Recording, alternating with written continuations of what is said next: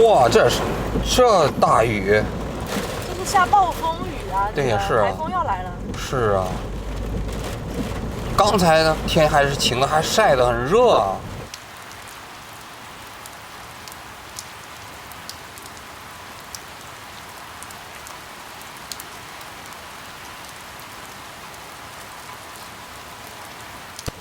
当时战争刚发生的时候啊，你在什么位置啊？战争刚发生的时候，我就在苏梅啊。啊，那天那情景还记得吗？记得啊，我记得很清楚的。啊，什么情况？那天我早上在睡觉呢，一大早的，我朋友就来我家敲门，跟我说，开门嘛，就说打仗了，坦克要来了，你还睡，快起来，快起来！我就起床了。我起床以后，他们就跟我说，已经，坦克已经进来了。俄军坦克已经进来了。那问我怎么办？问我现在怎么办？他要不要跟他们走？然后我当下肯定是懵的呀，我肯定是发懵的。我说走去哪？那俄军坦克都进来了，都只有30公里了，我们能去哪？我们哪都去不了。当时坦克真的进来了吗？对。看到了吗你？没有。他们说还有30公里到苏梅的那个，苏梅市的界里面。那当时有爆炸吗？炮击啊什么之类的？当下没有，那个早上还是很平静的。那什么时候开始比较紧张？那天晚上。那天晚上什么情况？那天晚上就是我们刚刚经过那个地方，炮兵学院。在炮兵学院那个位置，轰炸。就真的轰炸了？对，轰炸，所有的兵力都在那块。那天那一下，苏梅这边都没有反应的，大家都反应不过来。不是爆炸的时候，就轰炸这边，你们能听得见吗？轰炸的时候，我那儿我听不见，因为我住的比较远，我住的离这特别远。但是呢，我通过在农大那个地方叫农业大学，农业大学那边的朋友跟我说，很恐怖，很恐怖，很恐怖。他们离得比较近。对，就隔了一条街。他们说很恐怖，特别恐怖。那当时你们知道这个情况以后，是不是就想离开这个地方，还是说怎么着？我当下没想着离开，我当下我不知道其他人是什么想法。我当下是觉得，怎么说，应该。其实我当下对乌克兰是没有什么信心的，我觉得也可能就几天就结束了，也没事。你认为就是俄罗斯会打过来的？对，我当下其实对乌克兰没什么信心，因为乌克兰本来兵力也就摆在面前嘛，这大家都知道。我是确实也没有想过会打得这么激烈，会这么抵抗得这么厉害啊。所以当时你其实就没打算走？对，我当时就没打算走。我已经做好几天就结束的准备了。那后来呢？后面大概到了第3天，第3天的时候，因为他们靠近这边的那个炮兵学院这边打得很厉害，然后这边也有很多我们中国的学生，而且在农大这边的学生普遍年龄都比较小。他们当时有几个妹妹啊，有几个学妹啊，打电话给我，害怕，很害怕，对，哭。我听说他们都躲到防空洞里面。对，他们一整天都在防空洞里面。那你当时去了吗？没有。你为什么不去防空洞？我家附近没有防空洞。然后，那既然没有防空洞，那在那个地下室，其实跟在楼里面没有什么区别的，导弹炸下来都一样，都是一条路。你认为是吧？躲到地下室跟在楼里头没区别。对，这不是我认为，事实就是这样子。它只要重型导弹炸下来，在地下室也好，在哪里，它都是直接直穿的。那人有的学生就直接搬在防空洞里去住了。有呀，他们刚开战那几天就是住在防空洞里的呀。那你为什么不跑到防空洞里去住呢？我觉得没有必要。你是觉得没有那么危险，还是？对，我觉得没有那么危险，因为导弹炸到人的概率它其实是很低的。导弹多贵啊，是吧？他炸一栋楼，因为他凭什么去炸一栋楼呀？去炸一栋居民楼，凭什么？没有利益关系，他凭什么去炸一栋楼？但是那事实上他现在也确实是炸楼啊。对，但是他居民楼啊。对呀，但是他炸的那些楼就不是我们住的这种小楼。他除非炸偏了，会炸到这种小楼啊。他实际上去炸都是去炸那种价值比较高的，可能里面住了哪些人物的，或者是比较出名人物的那些楼，他们可能会炸，或者是比如说乌克兰有钱人的楼呀，这种楼他们有炸的价值。但像我们，你看苏梅哪有楼能有价值给他们炸的？那他后来也炸了，因为他有的炸的现场我去了啊，那就是普通的居民区，也有，但是它概率很低，概率比较低，它直接轰炸普通居民区的概率是比较低的，所以我心里面是知道的嘛，就没有很怕。哦，那后来那1个多月，你一直都是在自己家里住的？在开战的半个月以内，我都是在我家里住的，我一次防空洞都没去过。后来半个月以后呢？半个月以后，他们要撤侨，撤侨的时候大家都劝我走，我当时是不走的。啊，你还都不想走？对，我都不想走的。为什么？不想走呀，我觉得没有必要，在哪都一样，反正我又不想出境，不想回国。在我不想回国、不想出境的这个想法加持下面，我肯定是觉得待在哪里还不如待在苏梅。因为苏梅我熟悉。那后来就是你在这个苏梅期间，那些轰炸声啊，天上导弹啊飞过去啊，有经历过吗？有呀。有啊。我听出经验来了都。什么经验？就一开始第一次听到导弹在天上飞的时候，确实是吓到的。确实有吓到。我声音很大，它那个破风的声音特别特别大。我第一次听到，我就听到那种呜，就那种像吹风机、鼓风机那种声音，特别特别大的那种声音。第一次听到的时候，我一直在想这是什么东西。然后我隔壁住了一个乌克兰的女孩，她过来敲我的门，跟我说赶紧到楼道去躲着。我说为什么？她说导弹来了。我说这就是导弹的声音吗？她说对，这就是导弹的声音，让我赶紧去外面躲了。她很怕嘛，她抱着猫，2只猫都带着到楼道，就特别怕。然后我那会儿才知道，哦，原来这就是导弹的声音。那是第一次听到导弹声音。第二次我就听到有那种也是破风的声音从很远的地方过来，就是那种呜，然后到离我很近的时候声音会变大。变大了以后，再过一会儿它声音会越来越远。然后那会儿我就知道了，哎，导弹飞走了。导弹它飞走了，它导弹飞走以后，有的时候是能听到爆炸声的，有的时候听不到爆炸声的。那听不到爆炸声就说明它飞得很远。对，它有的时候听不到爆炸声，但是你可以看到它爆炸出来那个光晕。这个你通过窗户能看到。对。很大很大。有一天半夜，也不是半夜，好像是晚上11点钟。我那会儿是有关灯的，就天一黑灯要全部关。我们当时是我打了手电筒在做饭。我在做饭吃。然后那一下子我还在做饭呢，我那个火嘛，我们家是明火。明火一开，那个声音本来就有点大。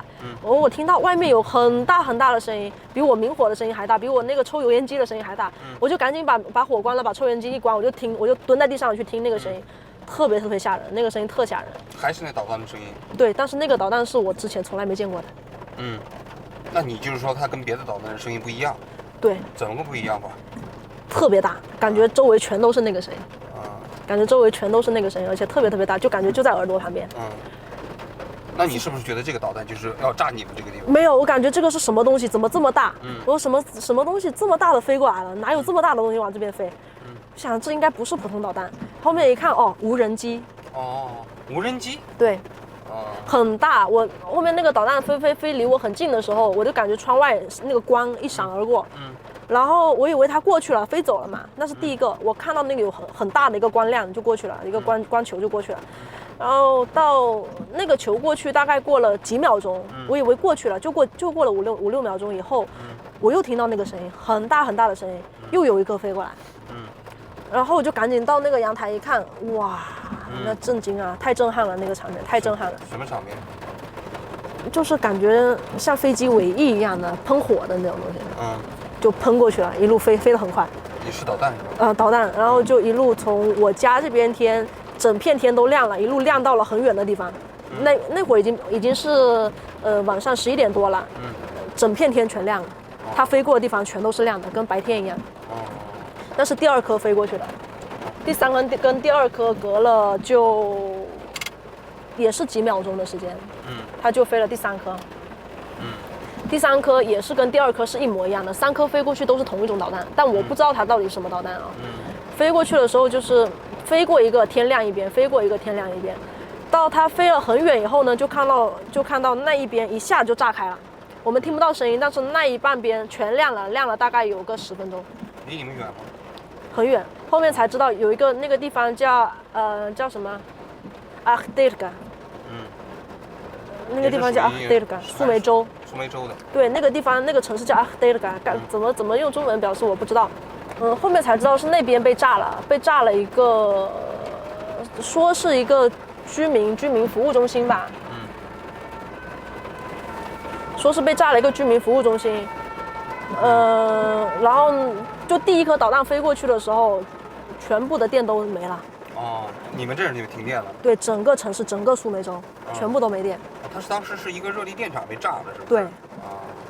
它导弹飞过去的时候，它应该是主动把电闸给关了，主动把整个城市电闸关了，那足以知道说那枚导弹的威力到底有多大了，让整个苏梅市电闸直接就全关了，关水，没有水，没有电。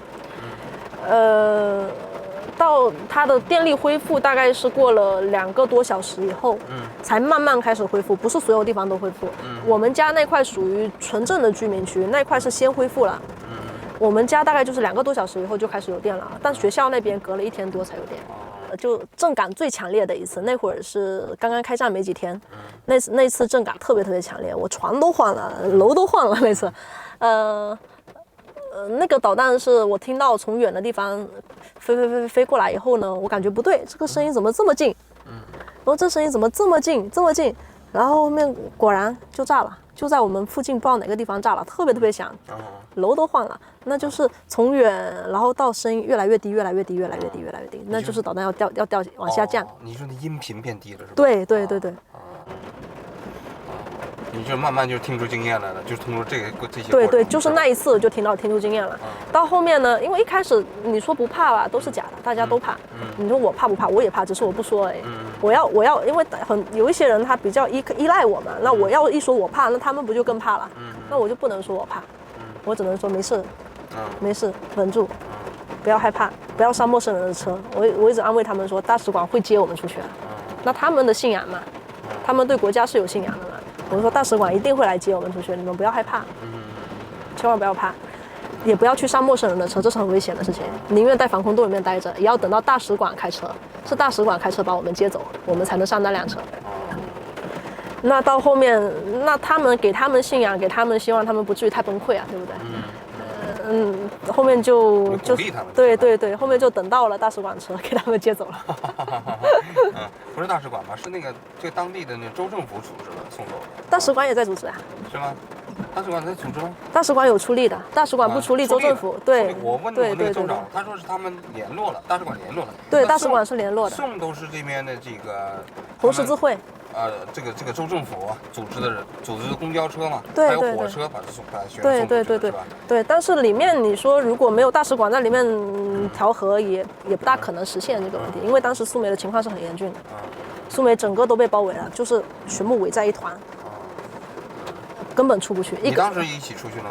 我当时对一起出去了，也一起出去了。对，那你一开始说你并不想出去，后来为什么又跟着一起出去了？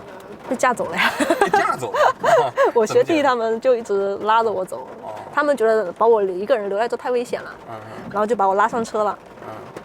拉上车以后呢，我当时其实想下来的，因为我当时什么都没带，钱也没有，证件也没有，什么都没带。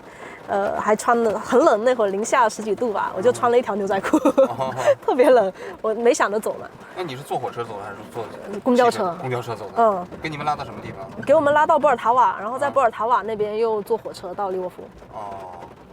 我当时想下车来着的，但底下就允许上不允许下，底下有一些乌克兰大兵嘛，拿着 AK 就站在下面，很凶，很凶，就不让你们下了，对不对？就是尽量就觉得害怕嘛。那会儿我们哪见过枪，那见到明晃晃枪就摆在那儿，那能不怕吗？那大家都怕呀。又是打仗，他们又打了那么久，那肯定都害怕。那我就乖乖就坐在那里，我也不敢动。一直到利沃夫是吧？对，到利沃夫以后我就走了，他们全部都出境了，我就悄悄的一个人就走了。那你去哪里？我就在利沃夫待着。那你在利沃夫什么地方待？刚开始想租房子的，后面发现没租到，租不到房子。利沃夫人满为患了嘛，全是人，房子租不到了。后面就刚好运气好，联系到一个我们华侨，一个老华侨，在乌克兰老华侨，他那边给我提供了一个很大的帮助啊，我在他们家住了1个月。哦，是吗？哦。我刚到利沃夫那会儿，其实这个应激反应还没停下来。刚到那儿的第2天，我就听到天上有直升机的声音在飞，我就害怕嘛，我就赶紧下去给他们那家主人就说，我听到外面有那个直升机声音了，有东西在飞。你以为还是导弹的声音是吧？我知道是直升机的声音，因为我在这也听过。我说天上有直升机。我说这是哪来的直升机？我们要不要注意一下？然后后面人家都笑的，没事，那是人家乌军的或者是波兰的直升机，因为我们当时就在波兰边境那附近，离波兰边境只有100多公里。有一天晚上睡觉着呢，睡着就听到6声闷响，咚咚咚6声，听到6声闷响，呢，那一次还好，窗户没震，只是听到闷响。然后过了一会儿就说啊，那边一个军营给炸了，导弹。对，导弹炸了军营，炸了6响，我听得到，那个距离还是有个100来公里的。哦，是吧？但是你们就100来公里你都能听得见。对，6声闷响。那是第一次在利沃夫听到被炸了。后面隔了没几天，机场方向也给炸了。然后那次炸呢就比较厉害。那次给炸了，就第一声下来，轰的一声很大很大，那个好像机场离那里就70多公里。